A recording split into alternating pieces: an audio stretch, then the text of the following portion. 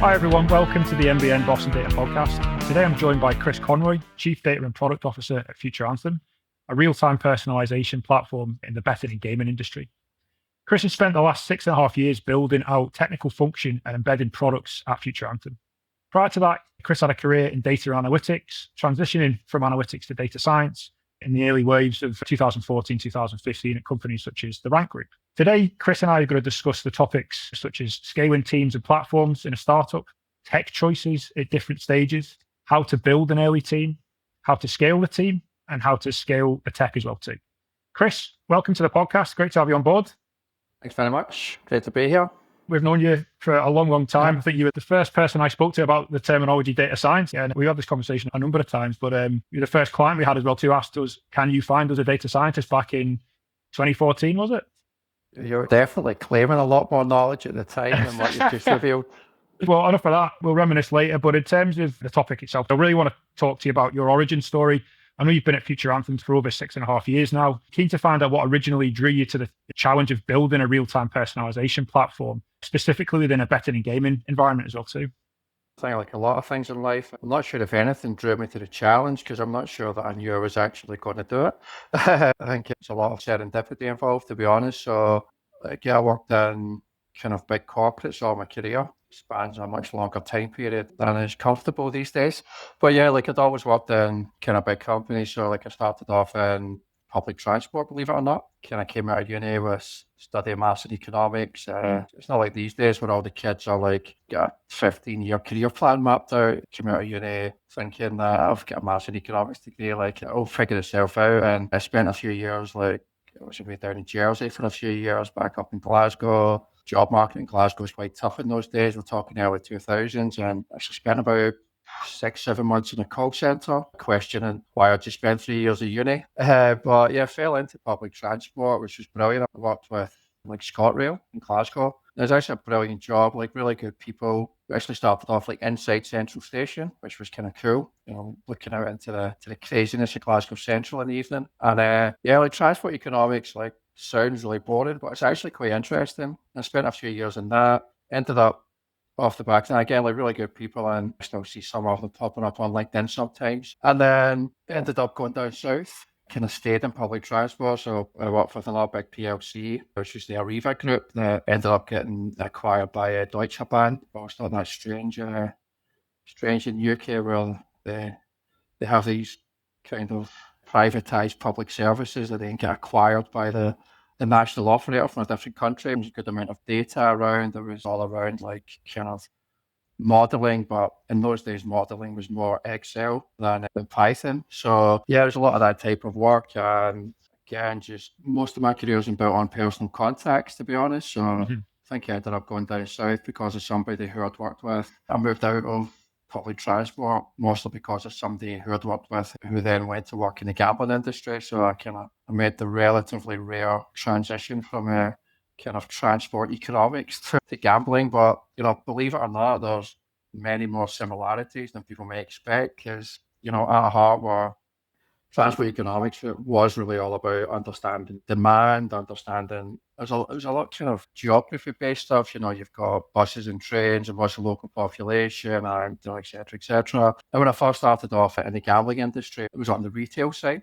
with Rank Group. So Rank Group were the biggest casino operator in the UK. They had about 55 casinos at the time I was there. I think maybe one or two less now. And they got over 100 bingo halls. And actually a lot of the work that they were doing in those days was kind of similar. It was trying to model demand around all these areas. There was an expansion of casino licenses in the UK, off the back of a regulation change in 2005. And I kind of got brought in to do a lot of that work. Where we got investigated when I was in public transport by the Competition Commission. As they do with markets where there's only 3 or 4 big incumbents. I went into gambling, thought it was going to be really trendy and exciting. And within about 5 weeks, my boss who kind of brought me into the company told me that there was a Competition Commission investigation because Rank had acquired a lot of casinos from Gala. So I strongly believe that he brought me in just because I'd just finished 3 years on a Competition Commission investigation. So that was my kind of background. And then stayed in Rank Group for a long time, moved on to the digital side, which was a real kind of new experience, which was great. Obviously, as you mentioned, we In retrospect, we're part of the early wave of both cloud and data science. Like Rank had moved into Microsoft Azure in about probably 2014. I think at one point we're the second biggest customers in the UK behind ASOS, the fashion brand. And we kind of merrily built out a machine learning platform, built out a data science team, and I guess tried to deliver on a lot of the use cases that we still work on today. After that, I didn't have any grand plan to join a startup. Did some consultancy, did some freelancing, met up with Lee, who had started Future Anthem. I think the first ever contract I had was for 3 days of consultancy, and quickly evolved into, can you help us find some people? What should the platform look like? And within a few months, I was kind of inside the company. So that's how it went. I want to just look back because we'll go into the real-time personalization piece with Future Anthem specifically and what you're doing to build that. But we've already mentioned it. I'm keen to discuss like the transition period between analytics to data science, because I always find it interesting talking to people like yourself who've been through it all. Like during the early wave. So for me, the early wave is when I probably started talking to you, 2014, 2015. What shift have you seen and what have you sort of evolved since then? So from analytics to data science to, let's just dare I say, AI engineering right now, have you seen patterns of behavior that are similar to what's happening right now from back in the day? I think a lot of the patterns of behavior, kind of probably unfortunately, are very similar. And like what we experienced at the time, and honestly, I'm not we solved it. I think we were very much typical within a pattern of behavior whereby, no disrespect to the Rank group at the time, but I think to make a transition from analytics to data science involves a significant level of organizational change, because analytics has traditionally been something that accesses data for the purposes of presenting data. To really simplify it, that is kind of traditional analytics, right? There's a database over there that includes all the transactions, includes whatever other data we might collect, typically in a SQL database. And analytics is always about, trying to explain what had happened, more likely why it had happened, building dashboards and reporting against that. In the early 2000s, it tended to be querying SQL databases and presenting information in Excel. As that evolved, the pattern didn't change. It just kind of evolved into Tableau and then kind of Power BI, but they were just much more powerful presentation layers at the end of the exact same workflow. Being an analyst, hitting a database, using their intelligence to figure out, it was all hypothesis based, right? Revenue's down by 5%. Why might that be? Okay, well, I'll check all the segments. I'll check the marketing campaigns. That's what analytics always was. I think I was personally lucky because it changed my career, but I don't think it was the right thing at the time for the company. I think this happened in loads of businesses. There was, a few new people come into the organization, like, right, we need to have these technologies, and we need a data science team, and we should be running like front-end personalization. All things that I think were true. But I think the thing that most organizations missed was you can't deliver data science and machine learning just by hiring a few data scientists, because, well, what's the difference between analytics and machine learning? I mean, from my perspective, I always get really antagonized when people talk about data scientists producing insights. Like, data scientists, from my perspective, analysts should produce insights. In many cases, I think data scientists shouldn't, because I think data scientists should build systems, and those systems should be focused on automation. And the automation should be the type of things you alluded to, which is, personalizing the front end of the website, changing the experience that players or customers get, like differentiating the offer that each individual might get, understanding that, somebody is less likely to return to a website, to an application, driving an offer to them that is personalized to them. Like, these are all the type of things that, machine learning should be doing. I think it's not like people couldn't figure out the use cases, right? Like in 2015, the kind of first wave of people that tried to implement this, because the people that tried to implement all of this initially weren't necessarily tech people. They were the type of people who are probably more on the marketing side. Because, we talk about the first wave in 2015, and I think it was like in the UK. I mean, the first wave in reality was in the early 2000s in San Francisco, right? So, like the likes of Netflix, who are probably the most famous case, and Amazon, etc. They're talking like kind of late 90s, early to mid part of 2000s, where they started kind of like bringing PhDs out of Stanford. And that was the original first wave. And it probably took, sometime 2010, 2015 in the UK, People saying, okay, I see the outcome. I see what these big tech companies are doing. We should replicate that. But they obviously didn't really necessarily know how to do that. And then I guess it landed on a lot of people like me. I didn't really know what this stuff was in those days, but I did my research. I think I figured out what it should be, and, understood what a data scientist should probably look like. And we built an incredible data science team in the company, like in Rank Group 2015. You were also involved in really helping us build that out. And the team was incredible. And when I look at what they've all gone on to do, I mean, like pretty much everybody that we hired has gone on to do great things. I'm very fortunate to have a few of them alongside me in Future Anthem, which I'm really happy about. But if I'm brutally honest about business value, I think we drove that much business value. And like from the machine learning perspective, and I think the main reason for that is because we didn't really own any of the capabilities that could make a change for the customer. We couldn't publish anything to the website. We didn't own the end-to-end pipelines. We really struggled to access the raw data. So it's a long answer to a short question, which is, I think culturally a lot like organizations didn't put the right things in place. It was like, there's a data science team over there, but how do you change your IT organizations? How do you change a culture of you're allowed access to a database to you've got responsibility around an end-to-end kind of like flow? And obviously what everybody learned at some point, and we definitely learned quite early on, is it's actually all about engineering. Data science is great for building models, but the only way to deploy a model is to build an engineering architecture. And we learned all these things at those times, but we didn't really have the right setup. And it's not really Rank Group's fault. I think it was just a bit early. But I think what happened there is really common, that early wave that you talked about. But I think unfortunately in a lot of organizations kind of see history repeating itself where, people are not thinking about deployment architectures. It's not that difficult to build a model, but it really is difficult to serve at a less than 100 millisecond latency. So we actually talk much more about real-time engineering these days than we talk about the modeling aspect. Yeah, I agree. There's a lot of paradigms as well, like mirror images of what happened and what's happening right now, especially in enterprise level environments too. Yeah, I remember us speaking about data engineering and we saw the rise of the requirement of data engineering in real time, and everyone hired data scientists and failed to hire them at the same time. And they're like, we need the data productionalized, and that was the next big thing for 3 or 4 years. And obviously we'll get into it later with the AI side of things too, but there is mirror images, especially in enterprise level environments where what is the outcome? What is the goal here? There needs to be clearer guidelines in why these people are needed. I think in 18 months' time, maybe even less, there's going to be a lot of people scratching their heads as to why, they might have joined the company and, what the outcome was there. So just get back on track, Chris, in terms of like your career. Looking back, from your time at Rank as well too, like what were like the non-obvious decisions, maybe even early in your career, that set you up for your current role today?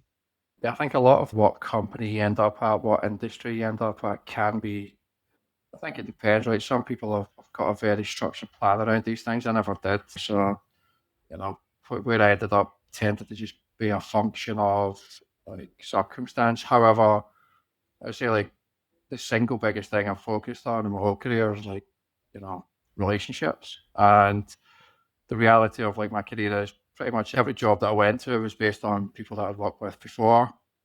If I look at some of the, the real core team of Future Anthem, the people that I worked with before, there's like other people in the company who came in, I've then brought them in. So I think that's probably the single most consistent theme is it's just, finding good people, like maintaining those relationships and kind of as much as possible, the good people that you found, try and join it all back up again. Like anybody never really planned to work in a startup. I just kind of ended up in one, but it's really obvious when you end up in one. It's like, what's the first thing you're going to do? You've got to hope they're a bit frustrated in their current job, and you've got to hope that a few of them are going to come on board with you, basically.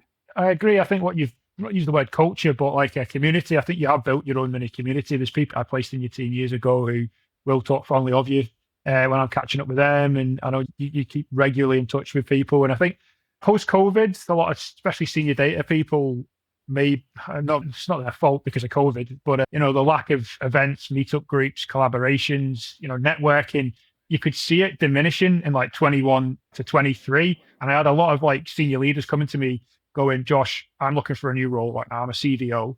I've exhausted my current network. I've talked to my network, and it was just a consistent building a network. So that's been built up, I think, since 23 to now. there's an equilibrium. It's important to talk about that. It's important to talk about networking, keeping in touch, because a lot of people just sort of went, oh, I'm going to focus on my role, and then all of a sudden something happens. Just moving on to some of the technical functions of what you guys do. So moving from your career, what specifically in terms of technical functions at Future Anthem, what do they look like? What did they look like at day one when you were obviously contracting and then moved into a permanent role? And how has that evolved over your time in the business? Yeah, I mean, they didn't look like anything on day one because nothing existed. Exactly. So, yeah, I mean, I went in like as a freelancer, and I think, the key distinction, as you know very well, contractor is much more, there's already an established set of processes or things that need to be done, and a contractor's very much like augmentation to help you get there. I went in as a freelancer, it worked out really well for both of us, I think, because Lee had just started the business, but it was with a very clear view of the opportunity area. And I think that's like somebody who like started a startup where he'd already had an extensive career. So you'd probably kind of realize that you almost have two types of startup founder. You get very few who do it in the middle. So that there seems to be type A, which is the more, I guess, well-known, and the one you always read about in the books, is these young startup founders that, bright ideas and write lots of code and don't really know anything about running a business. And then you get these other probably startup founders who, get to quite a high level in their corporate career and obviously spot all the, create a lot of ideas, and I guess, have obviously had an entrepreneurial kind of itch that, they didn't scratch within their kind of corporate career, and then identify like, okay, I want to start a business, and I think there's a real value area, and like Lee's value area was data, gambling industry, but going deeper. And you talked about analytics before, like the gambling industry has traditionally suffered from like so many different third-party suppliers that it was always really difficult to get a proper view of behaviour. So if somebody builds a mobile app games, somebody who works in one of those companies, like they see everything. Like almost every microcosm of user behaviour is open to them. Whereas in the gambling industry, which is a much older industry, and which is really a retail industry that went online, actually different. You get a lot of these digital native industries, right? The gambling industry is a retail industry that moves to online. And I think partly because there's a lot of third-party suppliers, there's a lot of different platforms, and there was never a very good, like, deep view of user behaviour. It was always quite surface level. It was kind of like, there's a BI report that tells you kind of which tells you aggregates from yesterday. So I think Lee very much wanted to build a business that was in this intersection between technology, truly big data, and the gambling industry. And the data volume is important. Like a typical customer of ours will process anywhere between 500 million and a billion spins, bets, events per month, right? So the volumes are big. Lee was kind of building that out right at the start. And as you said, I'd left a corporate career as well, became a freelancer and figured stuff out for 6 months. And so it's, again, long answer as I always do. But yeah, day one, there was nothing. That was great. I really enjoyed that. Like, because, corporate career, you also feel very constrained, I think. We can't do this. And to make that decision, you need to speak to these 7 people. And, that became quite draining on me after kind of 15 years at it. So there's a blank sheet of paper. Quickly kind of brought in Ed, who I think you also know, who I'd worked with in the past and who'd been away working at Photobox, and was again one of those original wave, right? He came out of a PhD as a data scientist, moved into engineering, and we sat down pretty much on day one with somebody else who's now in the company, and we'd kind of seen all the things that we tried and failed at, I think that's why it really helped in Future Anthem, because there was 3 or 4 of us who had been doing it for a few years, talking startups about, you need to fail fast, and it's true. So like we had real good success at Rank in terms of building an amazing team, but as I said, not great success in the outcome. So, we had really strong experience of what worked and what didn't. And the first thing that the key thing we tried to build, and honestly, the fabric hasn't changed, was we made a few big bets, to be honest. One of the things we said was we wanted an integration of data science and engineering. We then want this culture of, data scientists build prototypes and throw them over the wall. The engineers have to kind of rebuild everything. So we said that we wanted to natively kind of work in a single way. We put product into that as well. So product, kind of machine learning, engineering is obviously part of the same function.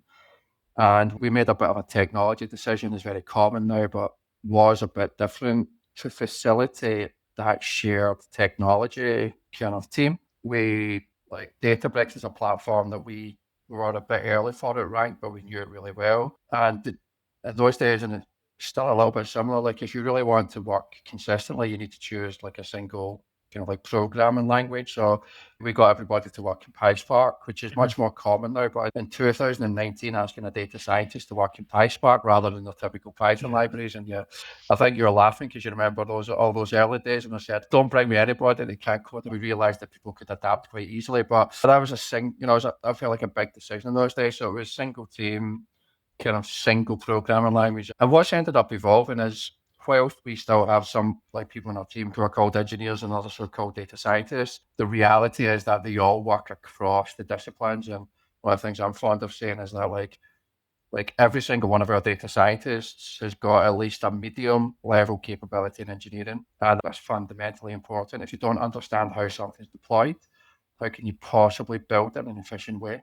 I mean, you probably were ahead of your curve as well too with the PySpark. I remember those days when we were scratching our heads because it was like, believe it or not, you were there. It was thin on the ground. It was bizarrely, hardly anyone had that specific tool and skill set. So it is funny how you do mention that. It was very singular, even just a few years ago, 2019, 2020, in terms of how data scientists had a tool and would use that one tool. And then if they deviated from that, there might be an issue or it'd be a bit of a learning curve. So these days, that's definitely not the case. I think as well, the reality was that like most data scientists had never been anywhere near production. And, they'd never really been near production, never really been responsible for deploying things. They didn't really understand what deployment looked like. So, we figured out quite quickly when we started like at the beginning of Future Anthem, it was like, these are all engineering problems, and it's actually more like software engineering. Like the way that we deploy doesn't look like what a data scientist or even a typical data engineer does. We've been very fortunate to have a few really skilled people who have built out proper software. It sounds crazy to say, but most data environments don't have proper software discipline. And I think we were fortunate that we'd made the mistakes in advance of this company. So we got to kind of build out pretty much as we knew it should be from day one. And, that's only because we did the opportunity to make the mistakes. If we hadn't had the opportunity, we would have made the mistakes in Future Anthem. I'm sure we'd still be here, but we'd probably be a year or two behind where we are now, I think. I do remember you saying this too. That it's kind of a bit like a told you so moment where, we were scratching our heads in the team going, like, they're looking for data science and ML engineers predominantly with a software engineering background. And we were like, that's tech. Why is that? And we had to go through that pain. But now, like in the AI engineering space, a lot of our clients, the same, it's like the best, not just the best, but like the ones that they're looking for in terms of individuals are coming from a software engineering background, maybe not so much a data science background, traditional data science background. Not to say that you can't, but there's definitely a train of thought now in industry that's dictating that. So it's interesting that you mentioned that. Moving quickly forward to you, in terms of go back to it as well too, like if you were starting at Future Anthem today with a modern AI stack, would there anything you would build differently having that tool set? Yeah, if I'm honest, like the core, as you can imagine, we've significantly evolved our architecture over the years, and we've probably, I guess what every good tech business does, we've probably had like two fundamental refactorings because cutting edge now is not cutting edge in 2 or 3 years' time. And I think the funniest thing I ever said in Future Anthem in the early days, myself and Ed, probably in the pub one day, was that we just weren't going to have tech debt. We'd read all about it and we're like, the best way to resolve tech debt is not to create it in the first place. Mhm. Again, anybody listening has tried to build anything, so it's the most naive thing you can say. You could have like the 10 best technologists in the world build in over 6 months, right? They would still create tech debt because what you realize is tech debt is the right thing to do. It's often a commercial decision. You're building a company like this. It's commercial, right? You can't just go into a room for 3 years and then come back out and say, oh, look what we built, everybody. So you're building as you go. You need to generate your customers, and tech debt is typically doing things that help out customers in the short term. And because you get a time pressure that, are not the architectural decision you would make if it was for a long term, but it's natural. So yeah, we realized that was extremely naive. I'm sure everybody who starts from a blank sheet of paper says the same, I'd like to think. And then, so what we realized is, okay, how do you get really good at resolving it? And as much as you have all these things about, oh, you need to take down some tech debt every sprint and etc., and these things are true. Our approach, to be honest, is to like almost do a big kind of like a big almost project around at appropriate times. But typically when you hit a point like things are not things are not as, at least back in the day, things are not as, quite as stable as I'd like them to be. So yeah, so we done like a kind of massive thing after we were about 2 or 3 years in, which really kind of like refactored the whole platform. And actually, we just completed another one in the last 6 months ago where we did a migration from Azure to AWS, and we took that as an opportunity to basically re-architect. But to the question of what we changed, I mean, the other big bet that we made was real time. So we architected around real time right at the beginning, even though there wasn't a great deal of real time data around. And it was a bet that fortunately paid off. Like, we strongly believed that real time was where things had to go. And even though there wasn't a lot of real-time data available in those days, like, it would have to change, and it has. So I think, given that we made that decision, I mean, from a tech perspective, I don't think there's a lot that we would have actually changed even now. In terms of the core patterns, we had that mix between data science and engineering. We've got a core like Spark framework that does a big data process all built around Databricks. We've got a whole like real-time architecture that's Kafka based, that's all managed by Kubernetes. Like, the decisions we made then, to be honest, I think unfortunate. And it wasn't me that made them, right? It was those other people that I had alongside me. But decisions thankfully wouldn't be that much different. I agree as well. So I think you probably went through a bit of pain trying to find the talent to build those functions and support you, but I think it's definitely paid off as well too. So that's good. I'm glad that we went through sort of tech debt as well too, and sort of the personalization piece and how that sort of changed slightly. I want to ask another question. How has real-time personalization forced you to sort of rethink architecture compared to maybe more traditional ML pipelines? And again, would that change again and if you were to do that now, or is it very much the same? I don't think it would change that again. Like, we're really fortunate, right? We had a few people in the beginning, like who I mentioned, predominantly Jan, who I think you'd met, and also Ed. And we built out the big thing for us, and that's why I called it a bet. By making that bet on real time, we built out an architecture for real time. And that was quite unusual in those days. There's a massive chunk of tech debt that we fortunately avoided. They are completely different paradigms. Like, running a kind of daily, even if you're doing it at a high scale, high volume, running like a daily set of like machine learning models. And we never talk about models when we talk about real time, we talk about systems because it's a system. So, I mean, the difference between running some kind of real time machine learning models every day and provisioning those scores to somewhere compared with supporting like a real time machine learning system that has to have API response times, like, from an SLA perspective, under 400 milliseconds, but from what we want it to be and what we've managed to achieve, like under 100 milliseconds, like, as I said earlier, right, that's an engineering problem. So yeah, that's what we learned very early, is like, we built a lot of models, we're really proud of our models, and we're really proud of some of the innovation that we've built around like data science, machine learning, etc. These are real-time engineering problems, and they are fundamentally different. Like, it's a different paradigm. No, I completely agree. I can't say it enough. I think you were slightly just ahead, with the team you had and the sort of vision as well too. It just helped you move along a bit quicker than maybe larger organizations, I say, with the decision-making abilities that you guys had and the flexibility too.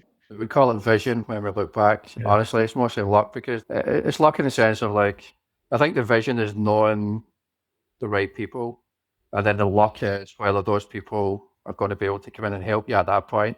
So like, I definitely didn't have any vision of like what an architecture looks like. That's way beyond my kind of expertise. But like, Ed and I sitting down and making these, like, I think it's the right thing to do for these type of companies. Like, we actually just talked about it more at that, like, we talked about more at the fundamental level, which is like, right, this fundamental of data scientists and engineers, right, they have to work side by side, hand in glove. So data science and engineers have to be part of the same function, same team, right alongside each other, not this throwing things back and forward at each other, which happens a lot.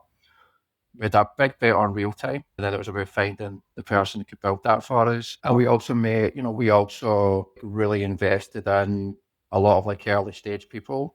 And part of that's just because I think the perfect mix for us in the early days, and to be honest, like right through the whole company, is like, when you're hiring, you want like right at the top end of expertise, like as in if you're hiring from the external market. But then on the other hand, like, we really invested in internships, and like about half of our tech team, it might even be more. We did a stat for a Christmas party, and I don't actually remember the number, but it was like, it's at least at the 50% level. At least half the team came through internships and have stayed with us. So that really, like the level of muscle memory that builds in a business. But then on the other side, some of them obviously came through yourself, right? It's like people who have been there, seen it and done it, like building these type of solutions in like high scale, like personalization businesses, like Trainline, like Photobox. So that mix has been incredibly like effective for us. It was good timing too with the internship piece because hiring at junior level has diminished significantly since that time due to flexible working.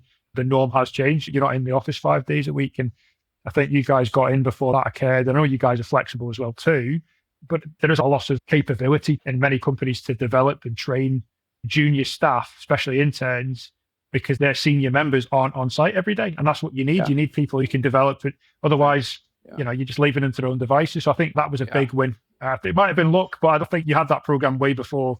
I mean, it was always, I think one of the core intentions always was hire absolute experts at the top end and then bring in really high level talent at the beginning of the funnel. And that was basically it. And I think the COVID thing, the thing I feel really lucky and fortunate about, because we kind of built the business during COVID, but we had established culture prior to that. And I think that is really important. So when COVID hit, there was only 5 of us. So, but even with that small group, we really had established culture. We were in an office like in London, like 3 days a week, and everything was in a small office, like building the technology, sales calls, the early customer calls. It was like a kind of hothouse. And then because we had only the 5 of us, like we really had built that culture. So when COVID hit, we did a lot of hiring. So we had to hire through COVID. We did internships through COVID. But because we'd established the culture first, the moment that we could, it has been really important to us to get back to the office. And again,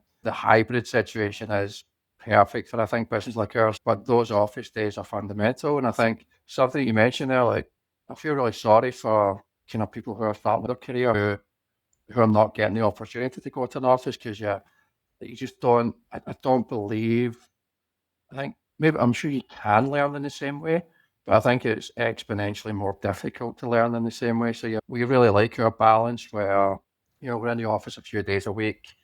Those are days where, people are around the whiteboard and are genuinely collaborating, not days. We don't want people coming to the office to sit beside each other wearing headphones. And then obviously they can spend those other focus days at home without having to do the commute. I would strongly advise anybody at the early point in their career, if there's the opportunity to be in the office a few days a week, like take it. And I think you're learning, and like social skills are important, right? Like, I wouldn't claim to have great social skills when I left university, right? I definitely learned a few in the first few years in ScotRail. Most of the people in there had come up through the ranks, from ticket offices, and they've been conductors and made it up to head office, and you learn fast, right? You made a silly comment once, you didn't make it again.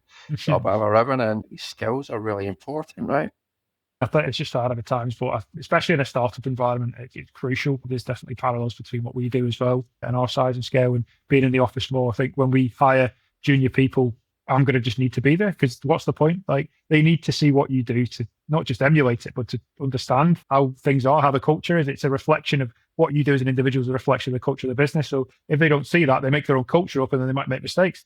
So yeah, it's a weird one, but it's good. It's good that you guys got it early.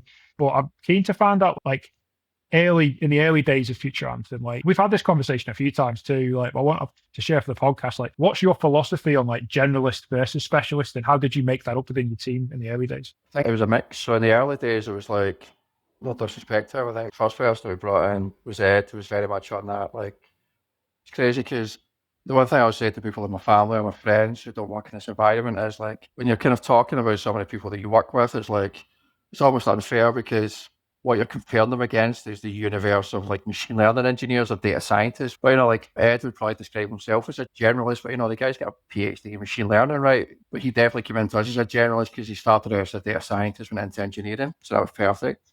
And then, like Jan came in, who is one of these kind of few people who's probably a specialist in multiple areas. And if you can find one of them, I definitely advise it. But, and then honestly, the next few people were actually right at the beginning of their careers. Like I think Elia came in as the first next data scientist, like straight off a master's degree with like, data science skills from university, but I'd never worked in an industry, and like the next few there. And then I think we built generalists. So all the people that come in as data scientists, learned engineering quite quickly. Then the second year, we actually didn't bring in our first like dedicated engineer until like the second summer. More so then, like our original bit was data scientists doing the engineering with some specialists like kind of supporting them, but they were all very like cross-functional.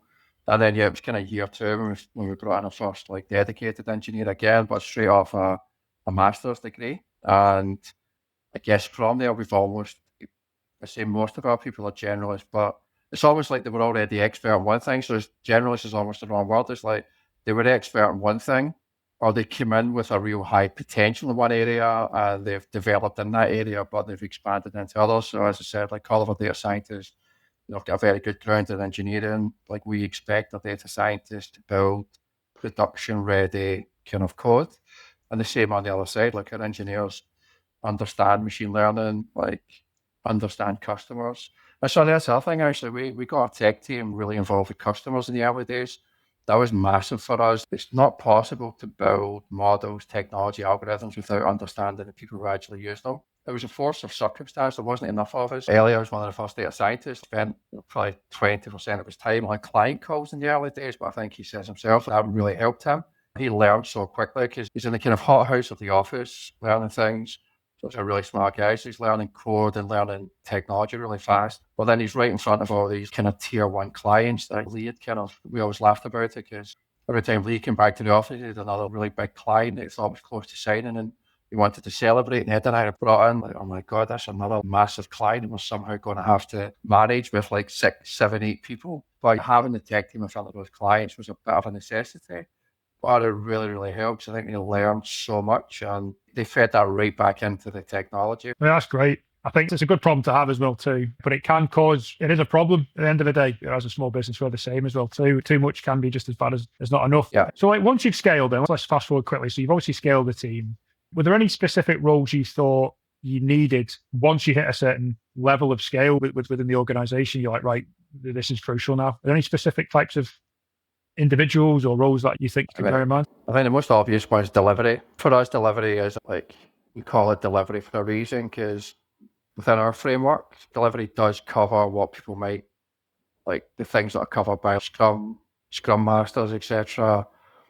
But we think about delivery because it is much more than that. It encompasses client onboarding. It encompasses the clients being not just set up on our APIs, but actually making sure that the products are working for them, for the use cases that they want, etc. So, but we didn't start with that. So again, some businesses may start there, but I think our philosophy, we really were trying to do a lot with a small group in the early days. So we kind of ran it between myself and Ed until we were waking up every Saturday morning thinking, we should probably go and check some pipelines and things like that. And it's like, this isn't very scalable. I think delivery is the first big one where you're like, right, okay. I was fortunate I knew somebody who we knew well and we trusted and who's a freelancer. And we asked him to come in, not for the long term, but to come in and kind of like set up the frameworks and build it out how it should be. He done a really good job for us, and then from there we then hired a few people. And again, I think the early ones we hired, like Don is still with us, running all of that. And we had come in later on. So I think delivery is probably the key one. I think there's other areas that we would have needed, like really moving into that software development framework. I think is a key scaling factor. We were really fortunate that we kind of had it inside the team and it kind of came in the beginning. So I think in a normal world, you would have done like data science, engineering, get products out the door, then get delivery to make sure that you're managing things more appropriately. Then you start to look at these software kind of principles, CI/CD, etc. We were kind of forced that we had some of that aside of us. But I think, delivery then like CI/CD is probably two big scaling factors. Just going back to technical, bearing in mind you obviously scaled the team and you can really test the products and technology to the fullest degree. In context of architecture, ML, real-time systems, what were the biggest architectural inflection points as your platform scaled? Was there anything there you thought, this needs changed, or we need to maybe monitor this situation here? There was two. So again, we're really fortunate. Like we had kind of learned from, the core group of us learned already. We made a lot of the kind of early mistakes already. But yeah, there was two core inflection points. The first one was that whole CI/CD. So, we had a very robust platform from day one. Like I think our first customer was sending us about 600 million transactions a month. I think our second customer we had to do the initial processing job of like 2 to 3 billion transactions, and that tended to be the scale that we worked at. So it was kind of built for scale in the early days. That was fine. It was built for scale machine learning, and it was working quite well. Well, I think like most people work in technology and data science will tell you, you can deliver, especially in modern platforms like Databricks, like you can actually go quite far in delivering like high scale machine learning, but without necessarily having all your CI/CD, without having your real-time monitoring, without having like all that kind of safety measures around it. So I think the first big inflection point was building out a true CI/CD framework for machine learning. We did that at some point in the earlier days. And then the second one was an AWS migration, where we had a whole set of things on the platform that we wanted to change. We were trying to figure out the best way to do it, and the migration to AWS became the perfect thing. So we re-architected around, like, we've always had really strong data segregation. We actually re-architected around like a kind of, we've almost got a platform per customer in the background, but we automated all of that. We wanted to really be able to scale how quickly we can onboard, how much automation we can build. That was the third big inflection point. And, we've done all of the back end of that. We're just in the process of wrapping some nicer platform automation around that for our customers. So yeah, I think CI/CD, the first one, and then re-architecting the platform to allow it to be more automated and to allow us to wrap more automation for customers around it is the second one. That's great. As a non-technical person, call myself, obviously not you. You talk a good game. I talk a good game, just, it's surface level. But I'm interested in player behavior. I think a lot of non-technical people are. When they hear about gaming companies, they want to know about the data player behavior has in a real-time context. What's the hardest part about building models that need to adapt to player behavior in real time? And it'd be good to get some sort of insights and examples as well. The hardest part is the fact that the thing that most people are used to is e-commerce, right? I guess there's two big things that people are used to is content and e-commerce, right? Content, Spotify, YouTube, etc. But in theory, what people would expect is that gambling's kind of like e-commerce, right? You've got a website, you've got a whole set of inventory, and gambling, those happen to be games, and an e-commerce site, they happen to be products. But a lot of people expect that it's kind of the same, but it's nothing like it, because in e-commerce, you have these products that have a price, and, you put something in your basket, you go and, execute in your basket, and you bought the thing that's going to be delivered at some point, or not, as the case may be. If you live in a flat in Glasgow, it's like a 50-50. Flat in London, it's like a 30% chance. But in gambling, like, you don't have a basket. You don't have this fixed inventory of products. We've done a calculation recently. We think for a kind of typical sports book in the UK, like a tier one, some of our big customers, like 160,000 individual betting opportunities on a Saturday. That's 160,000 pieces of our inventory that are moving all the time. And then on casino, it can be even harder, because basically what casino is billions of microtransactions. The typical transaction size on a slot game in the UK is about 80 pence, but that's an 80 pence stake.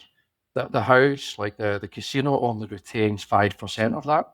So if you think about the cost, like the price of the transaction, the price of the product that they are buying a product that they pay 4 pence for on average, but they're buying it every 3 or 4 seconds.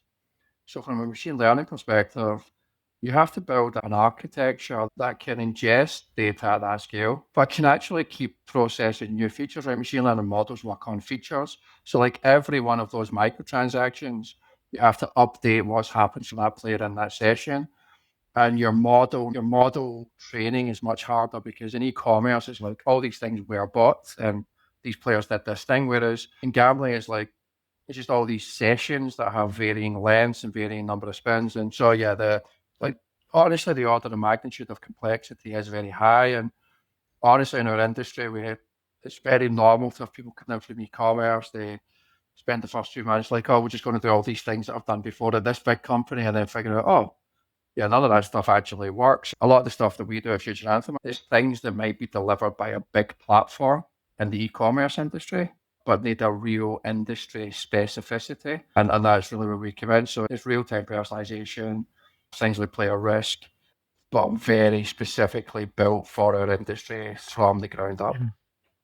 Yeah, the player risk piece, I think a lot of people don't really understand outside of gambling what you guys do, ethically. Responsible gambling was a big piece, and we obviously use that to sell people into the business as well too, and how you guys operate in that capacity and how you build those models to protect as well. But you might be able to talk about responsible gambling, but like, what misconceptions do people actually have about AI within the betting and gaming world, in your opinion? I'm probably not best placed to answer that question in some respects, and the reason for that is because, like, I've been in this industry for such a long time, and it's a very insular industry. We have all our own conferences. Like, I used to go to things like Big Data London back in the day. I've not been at a data conference for like 5 years. I've not been at a tech conference for 5 years. So in some respects, like, and then obviously, coming on Future Anthem, there's a lot to do. So I probably don't have a great view. I mean, I think when you look at some of the external media, I think unfortunately, like, their view of the industry is very sensationalist. It's unfortunately not based on much factual information. And unfortunately, that extends to government level as well. In the UK, like, I'm actually somebody who's very comfortable with gambling taxes. I think, honestly, up until 5 years ago, I think the UK had done a pretty decent job on gambling regulation. I think they struck a decent balance, and I think operators may still have said the tax was too high, but I think they struck a good balance. They'd implemented legislation which kind of removed a lot of offshore operators, and I think a lot of that money was going into risk in terms of understanding, etc. They implemented a tax rate in the last budget that it's an effective rate of 50% on the revenue that a casino operator gets from a player, not the profit, right? You've not paid for anything. You've not paid for any lights in your office yet. 50% tax on revenue.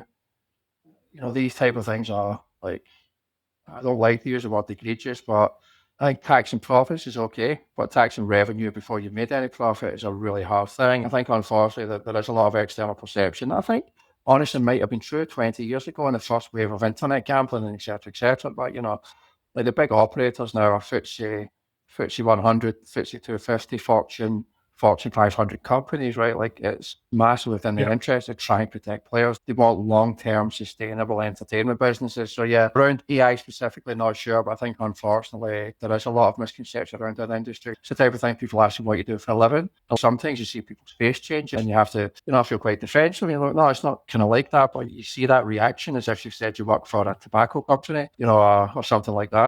I think it's definitely hard coded into society, and it's mercurial in terms of, and it's not for everyone, and there'll be reasons for that too. But I think from a data context, specifically with Future Anthem, there's a lot of protection and ethics going into the products and services you guys build to actually protect individuals too. So it's a force for good, as far as I'm concerned. And I think, the big challenge that I have is ethical considerations are completely valid for the gambling industry.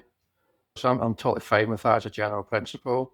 I think where I start to get a little bit frustrated, where I think some of the challenges is that ethical considerations, and this is before talking about AI, this is as a general principle, I think should exist holistically across all industries. Exactly. A really pertinent career example for me, I've genuinely had some bigger ethical dilemmas working in public transport than I have working in the gambling industry. Why?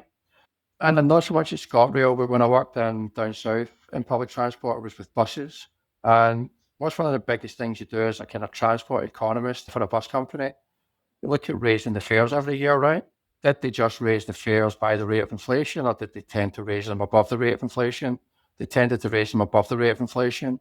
The simple reality of the bus industry is that they're serving the poorest communities.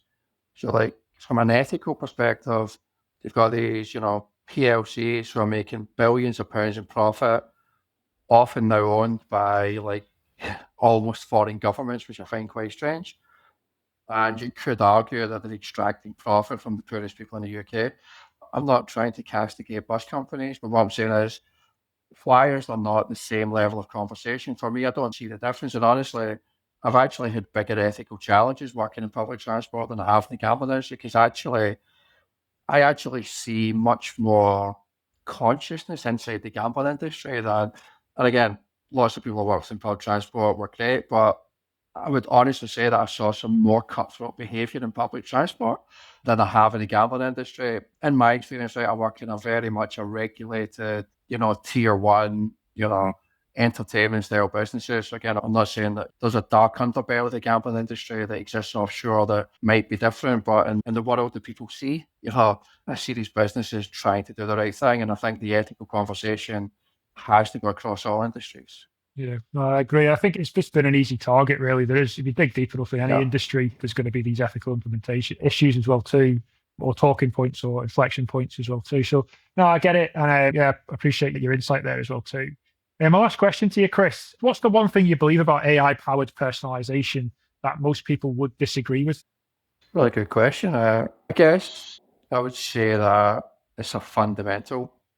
And I think a lot of people agree with that. It's valid that there's a lot of people that don't. They still think it's maybe like a nice to have. I fundamentally believe that consumers have such a high expectation now, YouTube, Spotify, Uber putting everything together and et cetera, et cetera. So yeah, I think it's probably that. I think it's also worth saying because, the terms can't become there's like, we've not talked about it much on this, which is good. When we talk about AI, I think you do have to split it into two these days. You've got machine learning, which we've been working on for 10, 15 years in industry. And you've got generative AI. Machine learning is AI because machine learning is a branch of AI. But I think most people these days, when they say AI, they don't actually mean the wider set. They're focused on Gen AI. Maybe another thing that we believe that may be less common, but I think this is from experience. We would still say that the vast majority of personalization that we do should be driven by machine learning because that's what drives the core of it. Whereas I guess there's probably people there that think that Gen AI can do it all. But I mean, these days, when you look at the type of use cases that we solve, if Gen AI is solving them, all it's really doing is writing code and the code is executing machine learning. So it's just a different way to execute, to build the code really. So yeah, it's probably that. No, that's great. I really appreciate your time and insight today, Chris. Well, for my listeners who are interested, who want to get in touch, what's the best way to contact you? Anybody that is connected to you on LinkedIn probably sees my stuff on LinkedIn a lot. So yeah, I think probably LinkedIn is the best. We're pretty active on there, as you know. So yeah, that's probably the best one. Good. I wasn't asking you to give away your email or your phone there, so don't worry. I nearly did. There's nearly like social engineering there. I kind of forgot that you were going to publish this. It wasn't just me and you talking. Yeah. So yeah. Oh, good. Yeah, it's good. You're active. I know yourself and Lee are really active on LinkedIn. Lee's probably the busiest guy in industry. He's always out and about, including yourself on events, flying about the world, So it's good to see. And I think the guys, it's great to see that. And that's a reflection of the culture as well, too. So I'm sure people will see you if you just go on Future Anthem on LinkedIn too. Appreciate it, Chris. Thanks for your time. Hopefully we can do this again. Yeah, I really enjoyed that. I think next time you need to come to Malaga. We'll get a studio. Do an on-site one. Definitely, mate. Thanks again, mate. Cool. Thanks very much. Cheers.